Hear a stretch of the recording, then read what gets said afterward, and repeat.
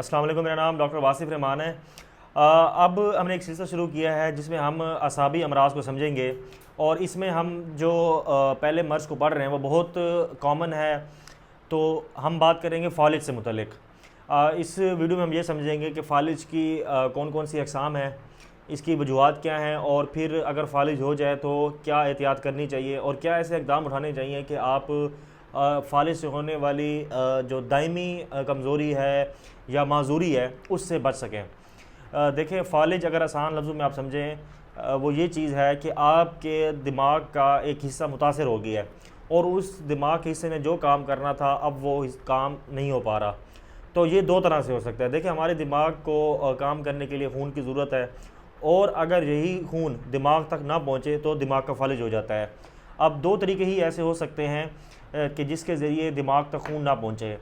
Number एक तरीका तो ये है कि आया वो खून की शरीयान या वो खून की नाली जो दिमाग के उस हिस्से तक खून लेके जा रही है वो ब्लॉक हो जाए, यानी बंद हो जाए, उसमें कोई क्लॉट आ जाए या इस तरह से वो हिस्सा अपना काम नहीं कर पाएगा, या फिर वो नाली जो दिमाग के उस हिस्से तक जा रही है वो फट जाए, उससे खून बाहर आने लग जाए, तो तब भी वो हिस्सा अपना काम का सरंजाम नहीं दे सकेगा।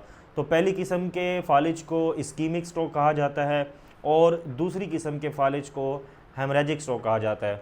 अब इसकी हमें फ़र्क कैसे पता चलेगा, तो इसका सिर्फ एक ही तरीका है और वो है सीटी स्कैन।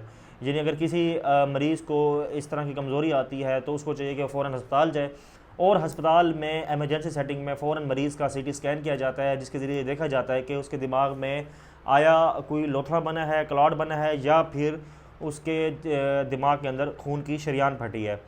तो अब इसमें जैसे दिल का दौरा पड़ने पे शुरू के 90 मिनट इंतहाई अहम होते हैं और मैंने ये बताया था कि मरीज़ को चाहिए कि उसी टाइम के अंदर अस्पताल पहुँचे। इसी तरह फ़ालिज पड़ने के बाद पहले 4.5 घंटे, ये फ़िगर आपने याद रखना है, पहले 4.5 घंटे या 4.5 आवर्स बहुत अहम होते हैं। अगर इसके अंदर अंदर मरीज़ पहुँच जाए तो एक खून पतला करने वाला टीका होता है जो कि न्यूरोलॉजिस्ट ही लगाते हैं, सिर्फ न्यूरोलॉजिस्ट ही लगाएंगे और किसी फील्ड के डॉक्टर नहीं लगाएंगे कि उसमें प्रॉपर मॉनिटरिंग की ज़रूरत होती है। तो वो इंजेक्शन लगाने से आप फ़ालिज से होने वाली बहुत बड़ी दायमी माजूरी से बच सकते हैं। बहरहाल अगर आप 12 घंटे 10 घंटे बाद भी पहुँचते हैं तो उसमें भी उसका इलाज फ़ालिज का शुरू किया जा सकता है और उसमें फिर ज़ाहिर है सीटी स्कैन के हिसाब से इलाज किया जाएगा। अब इसमें होता यह है कि अगर आपके दिमाग का दायां हिस्सा मुतासिर है तो इससे आपके जिस्म का बायां हिस्सा मुतासिर होगा और इसी तरह अगर आपके दिमाग का बायां हिस्सा फ़ालिज से मुतासिर हुआ है तो इससे आपके जिस्म का दायां हिस्सा मुतासिर होगा। और अमूमन ऐसा होता है कि अक्सर अगर आपके जिस्म का दायां हिस्सा मुतासिर है तो इसके साथ साथ आपकी आवाज़ भी मुतासिर हो जाएगी। तो इसलिए जिस्म के दाएँ हिस्से का फ़ालिज अमूमन ज़्यादा ख़तरनाक होता है। इसमें अगर तो मरीज़, मैंने आपको जैसे बताया है कि 4.5 घंटे के बाद पहुंचा है और अगर उसके दिमाग के अंदर, दिमाग में खून की शरीयानों के अंदर खून का लोथड़ा बना है तो अब इसका सिर्फ इंतज़ार किया जाएगा कि ये लोथड़ा कब ख़त्म होता है। इसके लिए 15 दिन भी लग सकते हैं, 20 दिन भी लग सकते हैं, 30 दिन भी लग सकते हैं। ये सब कुछ इसका इन्हिसार इस चीज़ पर होता है कि उस लोथड़े का साइज़ कितना है, हुजम कितना है।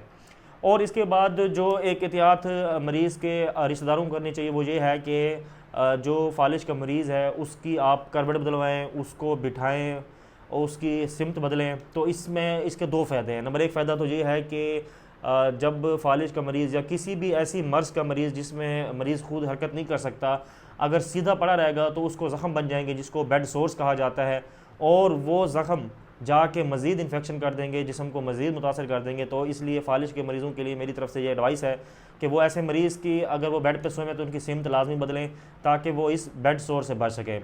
दूसरा, जब भी उनको पानी पिलाना है या कोशिश करें वैसे भी उन मरीज़ों का जो हेड साइड है उसको ऊँचा रखें, उनको बिठाओ, कोशिश करें कि मरीज़ को आप बिठाएँ ताकि जो मरीज़ के मुँह में सलाइवा और मुख्तलिफ सिक्रीशंस पैदा हो रही हैं वो उसकी सांस की नाली में ना जाएँ और उसको नमूनिया ना करा दें। तो ये कुछ एहतियातें हैं। आखिर में आप मरीज़ की हाइजीन का बहुत ख्याल रखें, उसकी ओरल हाइजीन को ख़ास तौर पर ख्याल रखें क्योंकि इस तरह के मरीज़ों में अमूमन फंगल इन्फेक्शंस के इम्कान बहुत ज़्यादा हो जाते हैं। तो ये ऐसी एहतियातें हैं जो कि फ़ालिज के मरीज़ों को करनी चाहिए और जिसकी वजह से एक शख्स की जान बच सकती है।